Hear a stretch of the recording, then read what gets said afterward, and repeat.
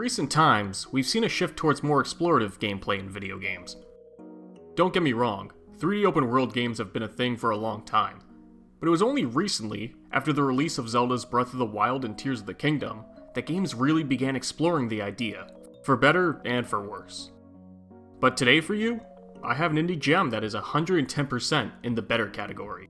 This is Fly Guys, an independently developed game from a team known only as The Guys. According to their website, the game began as a college project before blossoming towards a full game. Right now, there's only a demo out. But what's here is very good, so let me describe this game to you the best way I can. Going back to Zelda for a second, imagine Outset Island from Wind Waker, but a bit bigger. It's always been a fun place to run around in and learn the controls of the game before you really started your journey. Now, imagine you had the ability to glide and fly for a short amount of time, and the game gave you challenges based around that. Well, that's Fly Guys in a basic sense, but there is much more here than that.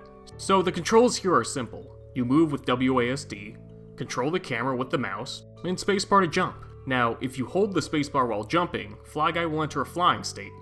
I'll be honest, it was difficult the first few times because it was a little awkward going from a jump to flying, but once it clicked the 4th or 5th time, I was on cloud 9. The gliding controls here feel so fluid and easy.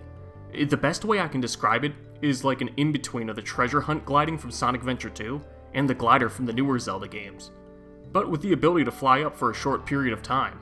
So with flying, if you're going downward, you're able to go as long as you want. Well, okay, until you hit the ground, but you get my point.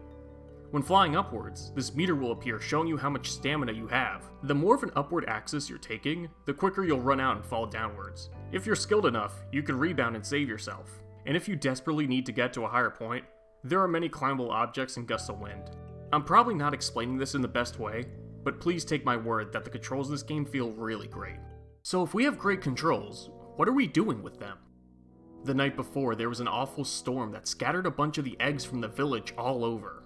How do you get them back? By doing random tasks that make them magically appear. Yeah, it's an excuse plot for why you're doing the challenges, but that's also like most 3D platformers. The demo for Fly Guys has 7 challenges available on this large island, alongside 100 feathers to collect. I assumed that collecting the feathers would give me like an extra egg or something, but no, they're just an extra thing to do. The first challenge I ran into was simple enough. Fly through a few rings. Clearly, this is just to make sure I got the hang of the controls before giving a real challenge. Easy stuff, though I do like how it makes you go through these 2 houses and under the bridges. It's probably a weird thing to compliment, but I don't know, I just like it. It's like when you thread the needle the first time in Spider-Man. Speaking of the houses, inside and outside them you'll find the other birds of the island. They all can be talked to and will give hints or context of the game's world. I am never going to go outside again after that horrendous storm. I don't care if everybody thinks I'm a hermit. There's a lot of charming lines from the NPCs in this game. It actually made me want to go talk to every single one. For the next challenge, I participated in the Spire Circuit. Here, I had to do a lap around the main island, ducking and weaving through the mountain spires, while also using gusts of wind to gain more speed and height. A good step up from the previous challenge. The next one required me to go from the mainland to a small island on the other side of the map. The challenge itself was easy. The real challenge was getting back to the mainland. And, wow, was it just nice to fly high over the ocean in smaller islands. That's really how I can describe this game's aesthetic in general. Nice. It's calming, it's relaxing, it's nice, what can I tell you? It's a breath of fresh air from most other games, in my opinion. There aren't even enemies in this demo. Whether or not the full game will have them, we'll have to wait and see. But for now, you're just a cool dude flying around his home village. And it's just the greatest. Speaking of flying over the ocean though, I should mention that Fly Guy can't swim for long, so don't expect to be swimming from one place to another. He's an owl, not a penguin. A fly guy, not a swim guy. The next challenge was to land outside on a ring on the map. This was an endurance run to see how far you can get yourself to go, and was the first challenge I had some trouble with, and leads me to my first complaint. When you fail a challenge, you don't respawn at the start of it. While sometimes this isn't an issue, for others it can be annoying having to go back to where you began, especially if it's one of the missions at the top of the mountain. The choice of being able to go back to the start of it after failing would have been nice. Maybe like a small prompt that says, hey, press D to restart the challenge, or something similar. A small complaint, but something that would improve the game overall. Case in point, the cave diving challenge. Which, by the way, I did this one last. This one requires sharp turns and going through a tight cave while going at a fast speed. I failed this challenge quite a few times. It was the one I struggled with the most. And every time I failed, I had to make my way back up the mountain, only to fail again. Thankfully, the last few challenges were nowhere near as hard as this one. The challenge that is at the top of the mountain, which I assume you're supposed to do last, but I did as a second to last because you can do the missions in any order you want, was probably my favorite of them all, even if it did bug out on me the first time and not record that I finished it.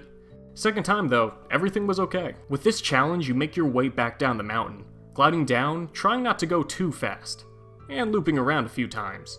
It's like a reward for making your way up there, seeing all the challenges you completed, or were intended to complete. With all the eggs saved, the reward is... nothing. I mean, I wasn't expecting a huge cutscene, but you really don't get anything for saving all the eggs. I even tried getting all 100 feathers and still nothing. Okay, there was a small sticker added to the in-game guidebook, but still, something else would have been nice, even if it's just an NPC or two saying something different. But I guess this is more of a case of the journey being the reward here. And I'll say, I really like the journey. Though, one of the promotional videos for the game claims there are 8 challenges. Maybe there's a hidden one I couldn't find? In any case, I'm satisfied. Oh, something that I didn't mention before that I like is the time system. You've probably noticed that some of the footage you've seen takes place during the day, while some takes place at night. Well, every 10 minutes or so, the game will cycle from day to night. It doesn't make any gameplay difference, at least not in the demo, but it's a nice detail that adds to the game's atmosphere. Most 3D platformers don't have that, after all. Oh, I almost forgot to mention too. There's a second playable character, Fly Gal. She controls the same as Fly Guy, but it's nice to have an alternate character if you get tired of staring at Fly Guy's meaty thighs. If you have the time, please check out the free demo for this game. It's a fun time, and is about 30 minutes to an hour long. And while you're at it, please check out the website for the game too. Everything will be linked in the description, of course. Looking at the concept art of upcoming characters and levels, I really can't wait to play more. And I wish the guys the best of luck with developing this game. I know it's gonna rock.